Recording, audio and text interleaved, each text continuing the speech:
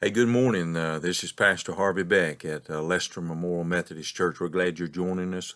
I do a Wednesday devotion, and so today is May the 24th, 2023. So anyway, we're glad you're joining us. A lot of graduations going on right now. This is graduation week for many schools and high schools. Some last weekend. We got college students that have already graduated here at our church and probably at your church as well. And so I want to just talk about that a little bit. We actually had our daycare graduation, so over 40 pre-K, 4, 5, that age group, graduated last night. So we had all that. The sanctuary was packed with kids and them singing their songs and walking across the stage and their name being called out and pictures taken. So we did all that well, that was Monday night. Monday night here at our church, and we honored our high school seniors this past Sunday. I know some might be doing it this coming weekend, but I also preached a baccalaureate service at a high school here in Blount County, Appalachian High School, out on Straight Mountain. I was asked a while back to preach their baccalaureate service, so I'm going to share something that I shared with them, and my grandson Faber, he's going to graduate kindergarten. Yes, sir. He made it. We were never worried, but he is going to graduate. And I got tickled as I was writing down my notes here. I was going to tell y'all that will graduate Thursday in the morning, and from kindergarten. And I didn't spell kindergarten right, so. But I have an excuse. I didn't graduate from kindergarten, so that's why I don't know how to spell it. Now, back in the old days, we didn't have kindergarten. We just started first grade. But anyway, he's going to make it, and he's going to graduate kindergarten. Praise the Lord.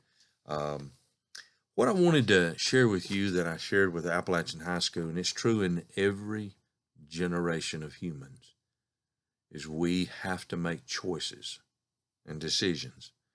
And at this age, 18 years old, basically most senior highs are.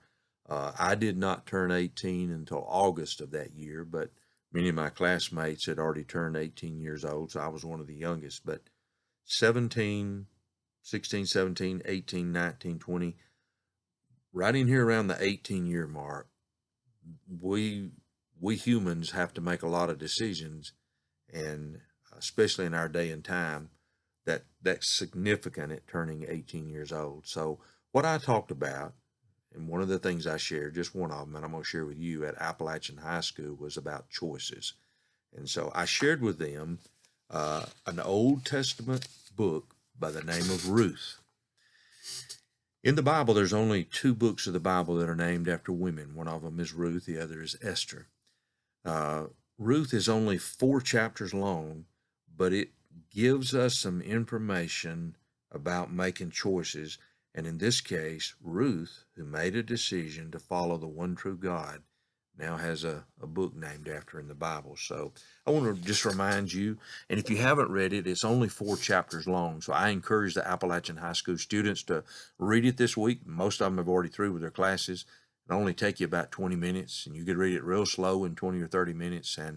But it is a great story, and again, a book named after this woman, Ruth. So I'm going to paraphrase it a little bit and get to the point about the choice and decision that she made, but it still affects us today because life is about decisions and choices. So, if you don't know the story, there was a famine that devastated Judah and Bethlehem, and so Naomi and her husband they fled because of the famine. They ended up in Moab. So they had 2 young sons. They both got married to Moabite women. So you know that Naomi's husband died, so she's the mother-in-law, Naomi.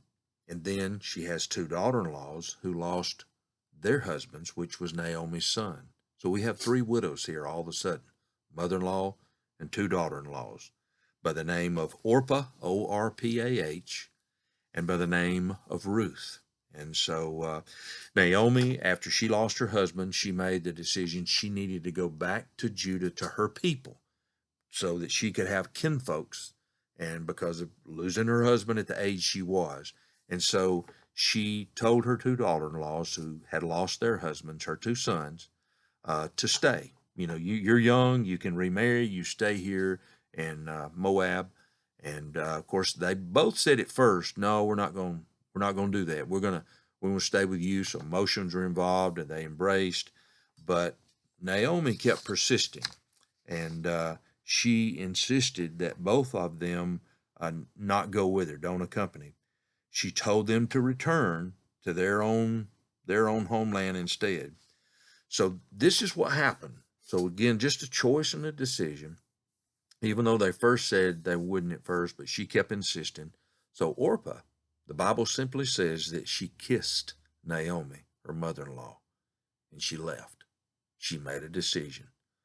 Ruth, on the other hand, the Bible simply says that she clung. She clung to her mother-in-law, refusing to leave her side. So my point is I shared with the Appalachian students and remind us, in every generation of people, including the very one we're living in, people will either kiss God goodbye, but there will be people who will cling to God. So that's what we learn from this story. Now here's the thing. We never hear about Orpah again, Orpah. There's no book in the Bible named Orpah. That's all the information we get. She's gone. She kissed her mother-in-law goodbye, and we don't know anything about her life. But we do about Ruth, and Ruth ended up with the book in the Bible named after her because of the decision that she made. Now, she makes a very bold statement, and I'm going to read it to you. Those of you in my generation know that this statement has been used in many wedding ceremonies. A lot of times people think it's probably a man to a woman or a woman to a man. There's this, because they're powerful words, but it's actually from a daughter-in-law, Ruth, to her mother-in-law, Naomi. So here's the quote, and I'm in the book of Ruth, 1:16. Entreat me not to leave you. Now, the word entreat means even though you earnestly are asking me to leave you, I'm not leaving. So don't entreat me to leave you or to turn back from following after you. For wherever you go, I'm going to go. And wherever you lodge, I will lodge. Your people shall be my people. And I underline this in my Bible.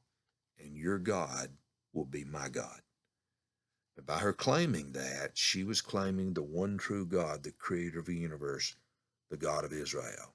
And so, your God will be my God.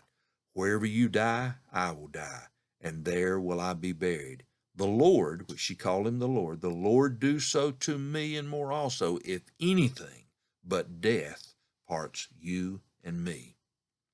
Now, the rest of the story that you can read reminds you of the mother-in-law Naomi. After they travel back to the people of Judah, she sets up a beautiful love story for her daughter-in-law Ruth to meet a godly man by the name of Boaz. And again, the rest is history. Orpah again is never mentioned, but Ruth is one more time in the Bible, in the New Testament, in the Christmas story of all stories. Most of us don't read the genealogy because that's kind of boring in Matthew, the first chapter. 14 generations, 42 generations are listed there. And guess whose name is mentioned in the genealogy of Jesus Christ? Well, it's Ruth. The genealogy of Jesus Christ in Matthew 1, the son of David to the son of Abraham, 14 generations. And it says, this man named Boaz begot Obed by Ruth.